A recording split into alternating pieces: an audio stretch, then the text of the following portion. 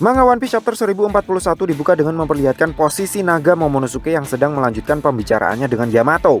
Dalam kesempatan ini, Momonosuke bilang salah satu halaman paling penting dalam jurnal Oden, yaitu yang berisi tentang Love Tale, telah disobek oleh ayahnya. Selain itu, terungkap fakta juga kalau tujuan Zunisa datang ke Wano adalah karena dia ingin membantu Momonosuke dalam pertempuran. Dan kini, dia sedang menunggu perintah dari calon Shogun Wano tersebut. Sayangnya, sang calon Shogun Wano ini sepertinya punya pemikiran lain.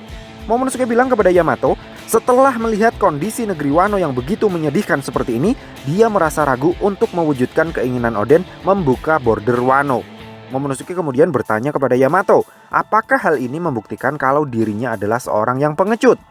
Adegan kemudian berpindah ke dalam kastil untuk melihat kondisi Kurozumi Orochi yang sedang tertimpa reruntuhan atap kastil akibat efek ledakan besar yang terjadi di chapter sebelumnya. Kondisinya menjadi semakin naas karena Komurasaki menyerangnya menggunakan semacam tongkat yang terbuat dari seastone. Akibatnya, Orochi tidak bisa menggunakan kemampuan buah iblisnya untuk bertransformasi menjadi Yamata no Orochi. Merasa momennya sudah tepat, Komurasaki kemudian mengungkapkan identitas aslinya kepada si Raja Kuculuk tersebut. Single hitsnya Komurasaki yang begitu disukai oleh Orochi ternyata berjudul Tsukihime atau Putri Rembulan. Lagu yang sama dengan yang sering Kozuki Hiyori mainkan menggunakan shamisen-nya saat dirinya masih kecil dulu. Dengan demikian, resmi sudah kalau Komurasaki memang adalah Kozuki Hiyori. Dan Orochi terlihat begitu panik dan terkejut mengetahui fakta tersebut. Adegan kemudian berpindah ke salah satu ruangan di bawah tanah untuk melihat hasil akhir pertarungan antara Izo versus dua agen CP0. Terlihat Izo sudah terkapar di lantai. Di sisi lain, si agen CP0 yang berbadan tinggi juga terkapar tidak sadarkan diri di dekatnya. Di chapter ini akhirnya diketahui kalau nama dari agen CP0 tersebut adalah Maha. Setelahnya, tanpa ada yang menduga sama sekali, ternyata Diaz Drake masih bisa bangkit lagi dan kini tengah bersiap untuk bertarung kembali melawan si agen CP0 yang berbadan pendek. Di tempat lain, si agen CP0 yang masih ngerum dengan beberapa LC di dalam kastil mendapatkan perintah baru dari para Gorosei. Prioritas utama para agen CP0 di Onigashima kini bukan lagi menangkap Nico Robin, melainkan menghabisi Monkey D. Luffy sesegera mungkin. Mendengar perintah para Gorosei ini, si agen CP0 terlihat begitu shock. Menangkap Nico Robin hidup-hidup saja rasanya sudah begitu sulit, apalagi harus menghabisi kaptennya. Terlebih lagi, saat ini Luffy sedang bertarung habis-habisan melawan Kaido. Si agen CP0 khawatir jika mereka tiba-tiba muncul di atap dom dan mengganggu pertarungan mereka, maka mereka pasti akan segera disikat habis oleh Kaido.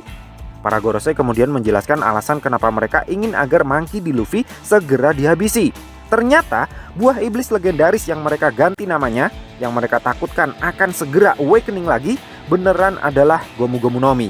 Para Gorosei khawatir kalau kekuatan buah iblis yang saat ini dimiliki oleh Monkey D. Luffy tersebut akan bisa mencapai mode awakening dalam pertarungannya melawan Kaido. Pertarungan antara Luffy versus Kaido adalah pertarungan kelas atas, sehingga para Gorosei yakin kalau kemungkinan akan awakeningnya buah iblis Luffy dalam pertarungan tersebut sangatlah besar. Jadi, jika si agen CP0 masih tetap kekeh menolak misi tersebut, maka mereka harus segera bersiap-siap untuk kemungkinan terburuk. Beriringan dengan misi baru yang diterima oleh si agen CP0, kita bisa melihat kondisi terkini dari para member topi jerami yang lain. Di luar kastil, Roronoa Zoro yang nyaris terjatuh dari Pulau Onigashima berhasil ditangkap oleh Franky menggunakan lengan dereknya.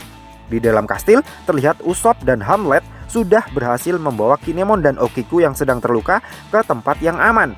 Sementara Nami terlihat sedang mengelus-elus Zeus yang sedang menangis sedih setelah mengetahui kalau Big Mom telah dikalahkan oleh Trafalgar Law dan Eustace Kid. Di lokasi lain di dalam kastil, Jinbe akhirnya berhasil menyelamatkan nyawa Raizo. Dalam pertarungan yang membosankan antara Raizo versus Fukurokuju, akhirnya resmi dikonfirmasi kalau Raizo lah pemenangnya. Begitu pertarungannya melawan Fukurokuju selesai, Raizo bilang dia harus segera melakukan sesuatu. Dia pun kemudian terlihat mempersiapkan semacam jutsu ninja atau sejenisnya. Adegan kemudian beralih ke atap dom untuk melihat kelanjutan pertarungan antara Monkey D. Luffy versus Kaido. Pertarungan antara Kaido versus Monkey D. Luffy kelihatannya sudah memasuki babak final. Mungkin karena mengetahui kalau Big Mom sudah berhasil dikalahkan, Kaido tiba-tiba teringat kembali dengan kenangan masa lalunya dulu saat pertama kali dirinya bertemu dengan Big Mom. Saat itu Kaido masih berusia 15 tahun dan kata-kata pertama yang diucapkan oleh Big Mom saat berkenalan dengannya adalah, "Namaku Lin Lin, wanita yang akan menjadi penguasa lautan." Setelahnya, kita bisa melihat Luffy berubah ke mode Snake Man-nya dan sudah bersiap untuk menyerang Kaido dengan kekuatan penuh. Dengan menggunakan sebuah teknik baru yang disebut dengan Gomu Gomu no Hydra, Luffy berniat melancarkan serangan habis-habisan kepada Kaido. Luffy bilang, "Aku tidak akan berhenti mengoplokimu sampai seluruh energiku terkuras habis. Aku pasti akan menendangmu keluar dari negeri Wano." So, piye menurutmu cah? Terima kasih sudah mampir ke channel kami. Jangan lupa like, share, dan subscribe jika menurut kalian video-video kami cukup menarik untuk ditonton. Sampai ketemu lagi dalam video kami yang berikutnya, and matur nuwun.